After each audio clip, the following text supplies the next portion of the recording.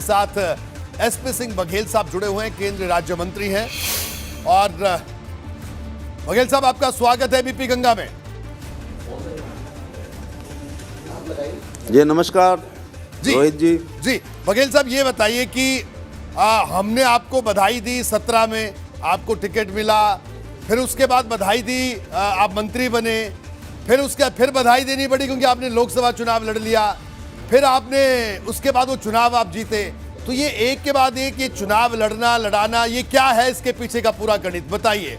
और ये करहल से जो आज आपने एक सरप्राइजिंग एंट्री मारी है, जब ये सिर्फ एंट्री है या इस एंट्री के पीछे कुछ और भी है? जब से मैं चला हूं मेरी मंजिल पर नजर है, इन आंखों ने कभी मील का पत्थर दिखा। जी वाह, ये तो ठीक है बघेल साहब। मेरी जिंदगी एक मसलसल सफर है, मेरी जिंदगी एक मसलसल सफर है, मंजिल पे पहुंचा तो मंजिल बढ़ा दी। तो ये बताइए कि जो करहल की मंजिल है, करहल की मंजिल कितनी दूर नजर आ रही है बघेल साहब? क्योंकि ये मंजिल तक पहुंचने का जो रास्ता है वो आसान नहीं है। इतना कठिन भी नहीं है जी, मैंने कहा इतना कठिन भी नहीं है।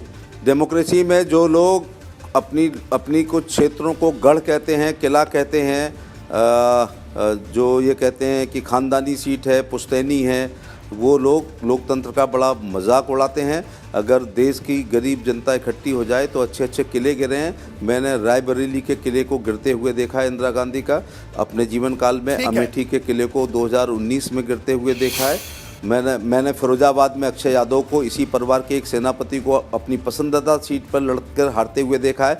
मैंने डिम्पल यादव को अपनी पसंदीदा सीट कन्नौज पर लड़के हारते हुए देखा है। उनको फिरोजाबाद लड़के हार कर देखा है। और धर्मेंद्र यादव यहाँ से 200 किलोमीटर दूर पसंदीदा सीट बदायूं पर जाते हैं और हार के आते हैं। ये समस्त किले करहल से ज़्यादा मजबूत थे जो ध्वस्त हो चुके हैं।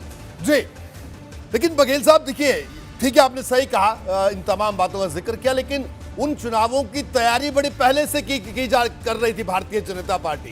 क्योंकि करहल से अखिलेश यादव चुनाव लड़ेंगे किसी को नहीं पता था। उन्होंने अचानक करहल से जब तय किया कि चुनाव लड़ेंगे और अब एसपी सिंह बघेल साहब वहां पहुंचते हैं, पर्चा दाखिल करते हैं, तो ऐसे में ये चुनौती, इस चुनौती को उन चुनौतियों से हम अगर तुलना करते हैं तो थोड़ा अलग है मामला।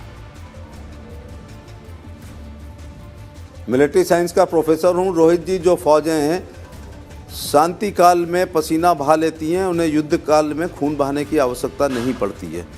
इसलिए भारतीय जनता पार्टी अपनी प्रधानमंत्री की लोक कल्याणकारी योजनाएं, अपने उत्तर प्रदेश की लोक कल्याणकारी योजनाएं, यूपी के सीएम का लॉ एंड ऑर्डर और बूथ अध्यक्ष से राष्ट्रीय अध्यक्ष ने पिछले 5 साल में परिश्रम की पराकाष्ठा से जो पसीना बहाया है, उससे पूरे मैनपुरी में करहल समेत कमल खिलेगा।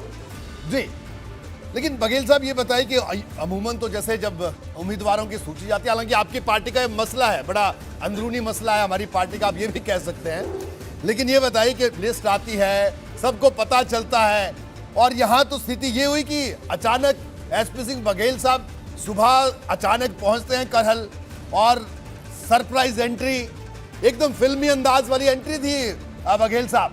अंदर गए आप और बाहर से फोटो पहुंची, फोटो अंदर जाते आपने बाहर से फोटो रिलीज कर दी। रणनीतिकारों ने निश्चित तौर से युद्ध के मैदान में कुछ युद्ध नीति, कुछ स्ट्रेटजी, कुछ रणनीति बनाई होगी। और मैं मिलिट्री साइंस का प्रोफेसर हूँ। मैंने फिर कहा कि युद्ध के मैदान में सरप्राइज का बड़ा महत्व होता है। मैं माओ त्से तुंग को पढ़ रहा था तो वो एक जगह लिख रहे थे कि uproar in east and attack in west, पूरब में दहाड़ो और पश्चिम में वार करो और दुश्मन को चौकन्ना होने का भी अवसर नहीं दीजिए। तो ये रणनीतिकारों ने बनाई होगी। मैं पार्टी का बहुत आभारी हूँ कि समाजवादी पार्टी के राष्ट्रीय अध्यक्ष श्री अखिलेश यादव ने 403 सीटों में अपनी पसंदीदा सीट को चुन करके अपने एबी फार्म पर स्वयं दस्तखत किए हैं। मुझे भारतीय जनता पार्टी ने उस सीट पर लड़ाना कहा है जहाँ पर सपा ने अपने सबसे बड़े नेता को उतारा है। मुझे बहुत खुशी है कि मुझे इस काबिल समझा गया है। लेकिन करहल की महान जनता पार्टी के कार्यकर्ताओं के सहारे इस किले को फतेह करने का काम किया जाएगा। देखिए बघेल साहब, एक सवाल मैं आपसे और करना चाहूँगा, बड़ा ज़रूरी। मेरा सवाल आपसे ये है कि ये जो स्क्रिप्ट लिखी है, रणनीति, ठीक है आपने सही कहा कि अभिज्ञान आता हूं आपके पास में, ये सवाल पूरा कर लूं पहले। मैं एसपी सिंह बघेल साहब से एक सवाल ले रहा था। बघेल साहब, ये जो स्क्रिप्ट लिखी गई, देखिए ये जो आज फिल्म का पोस्टर रिलीज हुआ, उस फिल्म के हीरो एसपी सिंह बघेल हैं, ये तो सबने देख लिया, लेकिन ये स्क्रिप्ट राइटर कौन है पूरे की पूरे स्क्रिप्ट का? जो करहल की जो फिल्म जो आज जिसका पोस्टर रिलीज किया आपने नामांकन दाखिल करके, ये बता दीजिए बघेल साहब। देखिए आप बातों को ऐसे घुमाते हैं कि भारतीय जनता पार्टी समाजवादी पार्टी की तरह नहीं है, जहां केवल एक नेता होता है जो स्क्रिप्ट लिखता है, हीरो को जो भी चाहे। ये सामूहिक नेतृत्व वाली पार्टी है। इसके रणनीतिकार बहुत सारे लोग रहते हैं और उन्होंने जो निर्णय लिया है वो एक कलेक्टिव लीडरशिप से लिया गया होगा और मुझे वो बेहद स्वीकार है। ठीक है, हमारे साथ अभिज्ञान प्रकाश भी जुड़े हैं, वो भी एक सवाल लेना चाहते हैं, लेकिन अभिज्ञान में उससे पहले आप सवाल लें, मैं एक बात जरूर बता दूं। बघेल साहब मेरे सामने बैठे हैं और बड़े लंबे अरसे से इनसे इस तरह का परिचय, लेकिन मैं आपको बता दूं, बघेल साहब ने भले ये कहा कि नहीं ये तो पार्टी के लोगों ने निर्णय लिया, लेकिन मैं दावे के साथ कह सकता हूं कि इसके पीछे की जो रणनीति बन रही थी, ये कई दिनों से बन रही होगी और एसपी सिंह बघेल उस पूरी रणनीति का हिस्सा रहे होंगे। ये बात अलग है, नहीं बताएंगे क्योंकि बताते नहीं है। अब आप सवाल जरूर पूछ लीजिए। और बिल्कुल सही कहा रोहित, मेरी घिसी पिटी लाइन है सालों की कि राजनीति में जो होता है वो दिखता नहीं, जो दिखता है वो होता नहीं। तो और राजनीति में कतई भी कोई चीज़ ऐसी नहीं होती, ये फ्रैंकलिन रूजवेल्ट ने कहा था, जो सुनियोजित नहीं हो। तो बघेल साहब की एंट्री जो है वो सुनियोजित नहीं हो, ये मैं भी कतई मानने को तैयार नहीं। खैर, इनके रणनीतिकार है, चुनाव में रणनीति और रणनीतिकार दोनों की जरूरत है। बघेल साहब, सीधा सा एक सवाल है आपसे, क्या बेहतर है आपके हिसाब से, मुलायम सिंह यादव जिनके आप पीएसओ थे, समाजवादी पार्टी जिससे आप जुड़े थे, या आज की भारतीय जनता पार्टी, क्या बेहतर है आपके लिए? मुलायम सिंह यादव नहीं रहे एक्टिव, क्या इसलिए आज आप उनके बेटे को चुनौती दे रहे हैं उनकी कंस्टिट्यूएंसी में? अभिज्ञान जी, आप तो दोनों लोग बहुत वरिष्ठ हैं। अचानक आज के पर्चा दाखिल करने से आप लोग ऐसा महसूस कर रहे हैं कि कल तक मैं मुलायम सिंह जी के साथ था, मीन्स कल 30 तारीख तक, और 31 को मैं बीजेपी से लड़ रहा हूँ। श्रीमान जी, समाजवादी पार्टी छोड़ने के बाद मैं 3 सदनों में होके आ गया हूँ। मैं समाजवादी पार्टी छोड़ने के बाद राज्यसभा का एमपी रहा, उसके बाद मैं टुंडला से विधानसभा जीत करके कैबिनेट मंत्री, और अब मैं आगरा लोकसभा का, तो लोकसभा, राज्यसभा, विधानसभा कर चुका हूँ। ये 12 साल पुरानी बात है। तो ऐसा सभी लोग ऐसा पेश कर रहे हैं कि जैसे मैं कल वहाँ था और आज मैं वहाँ छोड़ करके आ गया हूँ। उसके बाद मैं अखिलेश यादव से भी दूसरा चुनाव लड़ने जा रहा हूँ। 2009 की लोकसभा फिरोजाबाद लड़ा हूँ, बाई इलेक्शन डिम्पल जी से लड़ा हूँ, फिर 2014 अक्षय यादव से लड़ा हूँ। ऐसा बिल्कुल आज सारी मीडिया ऐसे पेश कर रही है कि जैसे कल मैंने रात कोई धोखा दिया हो और उनके बेटे के सामने लड़ रहा हूँ। तो मैं धरती पुत्र के सामने नहीं लड़ रहा हूँ, मैं उसके ट्विटर पुत्र के सामने लड़ रहा हूँ। तो उनके प्रति मेरी कोई ऐसी अगाध श्रद्धा नहीं रही है। नेताजी की बात दूसरी है। तो ये उनके छोड़ने के बाद मैं 3 कार्यकाल कर चुका हूँ और 10 पुत्र नहीं, ट्विटर पुत्र के सामने 10 मार्च,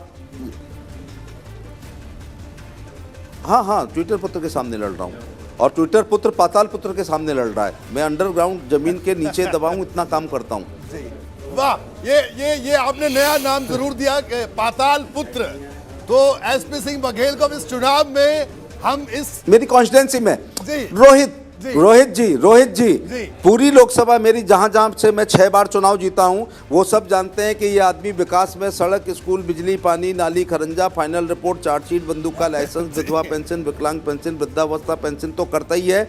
अब फोन सुनता है और उसके साथ सभी शादी ब्याह, 13वीं भागवत कथा, रसिया दंगल, कव्वाली, कुआ पूजन, एकादशी का व्रत का उद्यापन के साथ भैंस के बनने पे भी जाता है। इसलिए मैं पाताल पुत्र लोग मेरे को कहते हैं। वाह, खैर बघेल साहब, यही आपका अंदाज है और इस अंदाज के हम लोग हमेशा कायल रहे हैं, इस बात में खैर कोई शक भी नहीं है। लेकिन बघेल साहब देखिए, चुनाव लड़ना या चुनाव तो जाहिर सी बात है हर कोई जीतने के लिए लड़ता है, लेकिन कई बार ये स्थितियां भी होती हैं कि ठीक है, एक मैसेज देने के लिए सिर्फ चुनाव लड़ना है, कि संदेश ऐसा जाना चाहिए कि नहीं साहब हम गंभीर हैं। ये भी सवाल समाजवादी पार्टी उठा रही है। और सुनिए, स्वामी प्रसाद मौर्य साहब को बहुत चिंता हो रही है आपकी। उन्होंने कहा यहां से आपको चुनाव लड़वा दिया फिर अगर चुनाव हार गए तो फिर पता नहीं केंद्रीय मंत्रिमंडल में भी क्या होगा। ये मैं नहीं कह रहा हूं, स्वामी प्रसाद मौर्य, क्योंकि आपकी चिंता करने वाले हर दल में बैठे हैं। बहुत चिंता है सब लोगों को, ऐसा क्यों है तो आप ही जानते हैं। अखिलेश जी के लिए एक शेर सुनाना चाहूँगा कि शोहरत की बुलंदी भी पल भर का तमाशा है, जिस साख पे बैठे हो वो टूट भी सकती है। करहल की जनता एक ऐसे आदमी का प्रतीक्षा कर रही थी कि जो सपा की सरकारों में ज़मीनों पे कब्जे हुए हैं, प्लॉटों पे कब्जे हुए हैं, पावर ऑफ अटॉर्नी लिखवा के ज़मीनें हड़प ली हैं, पुलिस की सूची में नाम भेज करके सिलेक्शन करा लिया है, मेरिटोरियस बच्चे बाहर हो गए हैं, बच्चा स्कूल से घर नहीं आता था तो यही करहल की माएँ चिंता करती थी अपहरण तो नहीं हो गया, रात में खेतों में पानी नहीं लगाते थे कि यहाँ पकड़े गए तो अलीगंज के गंगा की कटहरी में या फरकाबाद में पाए जाएंगे, डॉक्टर मॉर्निंग वॉक करना बंद कर दिए थे कि कहीं उनका अपहरण तो नहीं हो जाए, दुकानदार करहल का, मैनपुरी का, जसराना का, शुकाबाद का, सिरसागंज का, बरनाहट का, घिरोर का जब तक दुकान बंद करके नियत समय पे घर नहीं आता था, पत्नी चिंता करती थी थैला तो नहीं छिन गया है, गोली तो नहीं लग गई है। इसलिए करहल के लोग सोच रहे हैं कि इतिहास लिखने का एक समय आ गया है और भारत की जनता को जब भी इतिहास लिखने का मौका मिलता है वो उससे चूकती नहीं है।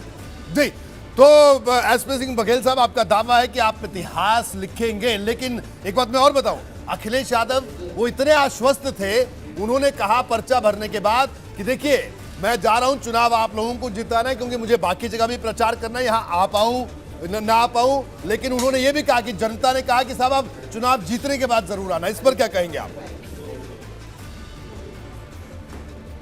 इस पर ये मैं कहना चाहूँगा कि जब मैं फिरोजाबाद उनके सामने लड़ा था, नेताजी हमको जिताने के लिए एक सभा करते थे और हमको हराने के लिए 34 जगह हेलीकॉप्टर को उतारा गया था। मुझे हराने के लिए कल्याण सिंह जी और मुलायम सिंह जी ने अखिलेश को जिताने के लिए गठबंधन किया था। उसके बाद कल्याण सिंह जी ने कहा मुलायम सिंह जी बिजली का नंगा तार हैं और मुलायम सिंह जी ने कहा कि मैंने हिमालयन ब्लेंडर की है, लेकिन इस 22 दिन के गठबंधन ने केवल मुझे चुनाव हराया था। तो मैं ये कहना चाहता हूँ कि पसीने आ गए थे उनको, कांग्रेस का प्रत्याशी जो उतारा नहीं जाता है वो उतारा गया था, बघेल उतारा गया था, तो 34 न्याय पंचायतों पर हेलीकॉप्टर उतरा था। वो ऐसा कह रहे हैं, लेकिन यहाँ पर डिम्पल जी वोट मांगेंगी, यहाँ शिवपाल जी मांगेंगे, रामगोपाल जी मांगेंगे, अक्षय जी मांगेंगे, यहाँ तेजू भाई मांगेंगे, यहाँ धर्मेंद्र यादव मांगेंगे। ये सब लोग अगर करहल में वोट ना मांगे तो मेरा नाम बदल देना। जी, तो शायद इसीलिए इस पूरे स्क्रिप्ट के हीरो और शानदार एंट्री आज इस चुनाव में मारने वाले एसपी सिंह बघेल को चुना गया है। आपके रणनीतिकारों ने इसी वजह से आपको चुना भी है। लेकिन बघेल साहब, अच्छा एक आखिरी सवाल बड़ा संक्षेप में, क्योंकि ये मेरा बिल्कुल आखिरी सवाल बड़ा छोटा सा। अच्छा ये तो बता दीजिए कि कितने बजे आपको पता चला कि आपको नामांकन भरना है? सेना जो सैनिक लोग होते हैं ना, ख़ासतौर से जो अच्छे सैनिक होते हैं, उनको युद्ध के लिए हमेशा तैयार अपने हथियारों के साथ हमेशा रहना चाहिए कि कब रणभेड़ी बन जाए तो फिर नानी के यहाँ तलवार रखी होगी तो वो काम नहीं आएगी। इसलिए मैं हमेशा इलेक्शन मोड में होता हूँ। मैं आपको बता दूँ रोहित जी, 1996 में पहली लोकसभा लड़ा था, मैं 10वां चुनाव लड़ने जा रहा हूँ। 2 महीने में मैं एक चुनाव लड़ता हूँ और मैं नहीं लड़ता हूँ, मेरे को लड़ाया जाता है। लेकिन मैं ईश्वर का धन्यवाद देना चाहूँगा और अपने पार्टी के नेताओं का कि आज उन्होंने, अखिलेश यादव जी ने अपनी मनपसंद सीट पर लड़ रहे हैं और भारतीय जनता पार्टी ने अपने मनपसंद प्रत्याशी को उतारा है वहाँ पर।